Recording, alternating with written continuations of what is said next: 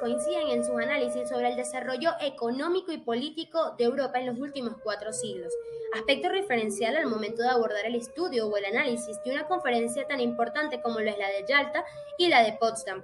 Los antecedentes de las conferencias nos advierten no solo las razones de tales acontecimientos, sino la constante de los procedimientos. En tal universo, es decir, Europa, el equilibrio de poderes es sumamente crucial. Para el siglo XX, las metrópolis eran las que marcaban el desarrollo económico y político de las colonias. El mundo tenía una población de 1.634 millones de personas y 563 pertenecían a América del Norte, a Europa y a Japón, siendo el país imperialista por excelencia Gran Bretaña, quien tenía 32,5 millones de habitantes y bajo régimen colonial 393,5 millones de habitantes. Solamente Francia podía superar su población colonial frente a la población propia del país. De igual forma pasaba con Inglaterra, solo que Inglaterra la superaba 12 veces para el año de 1900. Esto nos va a servir un poco para entender las fuerzas profundas posteriormente. Tras 2 décadas de paz, las potencias europeas entraron de nuevo en disputa. La Segunda Guerra Mundial no es más sino el propósito de conseguir la hegemonía del sistema económico mundial, pero esta vez con más virulencia, si cabe. Se enfrentaron en la Segunda Guerra Mundial. Alemania aspiraba a derrotar a Rusia para expandirse hacia el este de Europa y acabar con la revolución socialista, y dominar a Gran Bretaña y a Francia para liderar el sistema económico mundial. Por su parte, Japón quería colonizar China y derrotar a Estados Unidos para controlar Asia Oriental. El Tratado de Potsdam marcó el inicio del nuevo orden internacional en el que las potencias vencedoras, Francia, Inglaterra, Estados Unidos y la URSS, se repartieron mundialmente las áreas de geopolítica de influencia y llegaron a un consenso en las reglas básicas del funcionamiento en el ámbito internacional. Es así como nace la Organización de las Naciones Unidas, entendiéndose este periodo histórico como nuestra macrocoyuntura. La balanza de poder no va a ser más que la expresión consciente de un interés general, en alguna abstracción como lo es la paz, ya que ésta puede o no convenir a los intereses nacionales según el tiempo, el lugar y la situación. Desde el siglo XVII hasta mediados del siglo XX prevaleció una balanza múltiple de poder, en la que predominaron combinaciones variables compuestas por lo menos de 5 grandes potencias que tendieron a asegurar su flexibilidad, objetivos limitados y la continuación de la existencia de los participantes. Sin embargo, después de la Segunda Guerra Mundial apareció una balanza sencilla o bipolar, dominada por la Unión Soviética y los Estados Unidos. Bajo el mapa que podemos observar en pantalla, se estará estableciendo la conferencia de Yalta y la conferencia de Potsdam, con la frase importante: búsqueda de la hegemonía del sistema económico mundial. Hora de conocer las coaliciones. Por un lado tenemos a los aliados y por otro lado tenemos al eje. Los aliados formados por Francia, Estados Unidos, Gran Bretaña y la URSS, y al eje formado por la Alemania nazi, Italia fascista y Japón. Sobre el eje es principalmente que todas las decisiones que van a tomar los aliados en la conferencia de Yalta y Potsdam se van a aplicar. Dentro de los aliados existían alianzas internas, como lo fue la alianza entre Roosevelt y Churchill para llegar a un acuerdo de sus demandas y de cómo responder a las demandas de la URSS, y como lo fue la alianza entre Churchill y Stanley en la cuarta conferencia de la URSS. Es importante mencionar que existe una fisura histórica que da inicio en la conferencia de Yalta, debido a el arraigo que se tenía hacia los ideales por parte de los dos bloques principales, Estados Unidos y la URSS. Finalmente hemos llegado al tema que nos confiere, la conferencia de Yalta y la conferencia de Potsdam, ambas realizadas en el año 1945, una en febrero y la otra en agosto, en donde todos los temas se plantean con la base de un nuevo orden mundial, la repartición geopolítica de las áreas de influencia y el establecimiento de las reglas básicas de funcionamiento en el ámbito internacional, llegando la conferencia de Yalta a 6 distintas resoluciones, las cuales fueron finalmente concretadas en la conferencia de Potsdam. Es importante ahora que hablemos sobre los distintos acuerdos y tratados y las distintas conferencias que llevaron a ellos. Principalmente tenemos la Cuarta Conferencia de Moscú, fue una reunión entre Stanley y Churchill, el 19 de octubre de 1944. Churchill hizo una propuesta secreta sobre un trozo de papel que dividía la Europa de la posguerra en esferas de influencia occidentales y soviéticas. No había estadounidenses presentes, y Churchill no comentó con ningún tipo de estadounidense la propuesta de porcentajes. Harriman, quien era el representante de Estados Unidos, no estaba presente, pero más tarde se enteró por los soviéticos y no estuvo de acuerdo con la propuesta.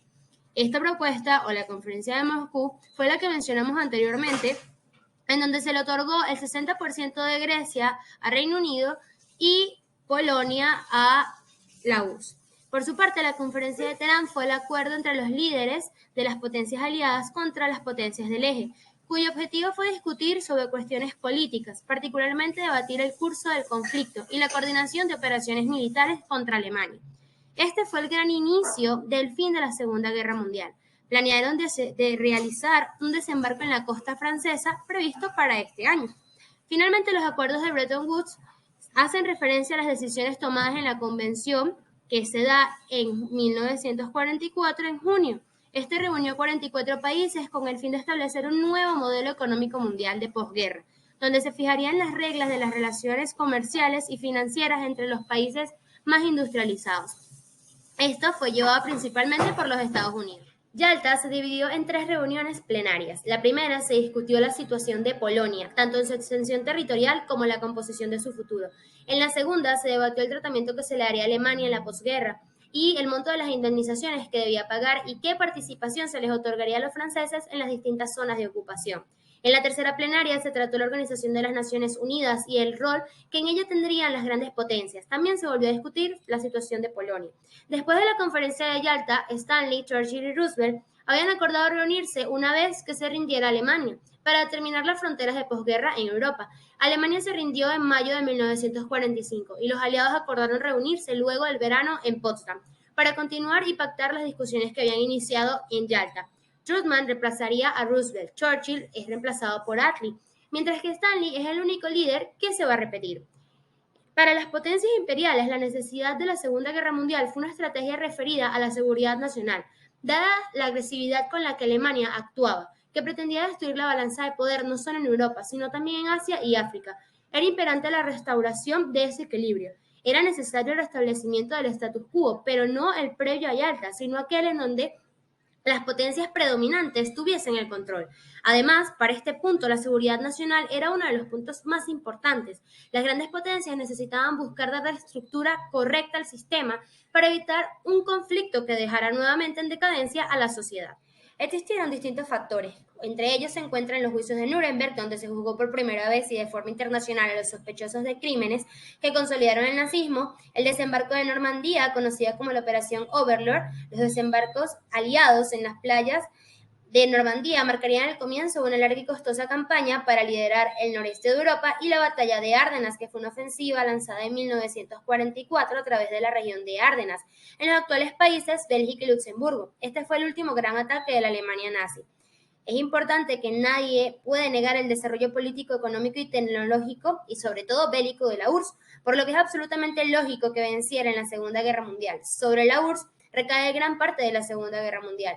E igualmente Estados Unidos, que tiene por entonces un imponente desarrollo industrial, económico y bélico, mientras que Francia e Inglaterra eran potencias secundarias. Particularmente Inglaterra aportó su gran experiencia en el campo industrial, marítimo y militar.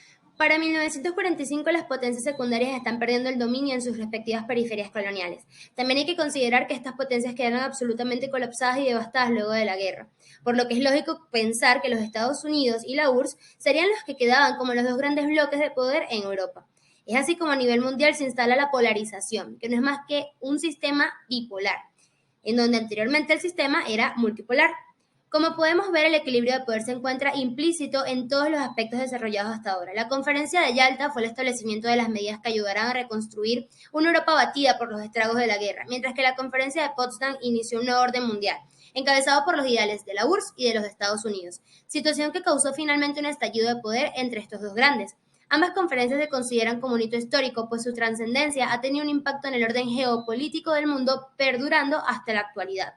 A propósito de los efectos territoriales, los más destacados acaecieron en el este de Europa. Por un lado, la URSS recuperó prácticamente todas sus fronteras, ya establecidas desde la Primera Guerra Mundial, incorporando los países bálticos y todas las tierras de frontera con Finlandia y Rumanía, sobre todo a costa de Polonia. Por otro lado, Japón volvió a los límites anteriores a su expansión, mientras que Austria, ocupada hasta 1955, recuperó su independencia ese mismo año.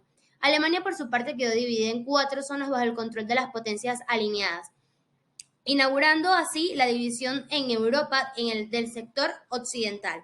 pro Estados Unidos y bajo el modelo capitalista, y el sector oriental, auspiciado por la Unión Soviética y con un modelo socialista a nivel político y económico.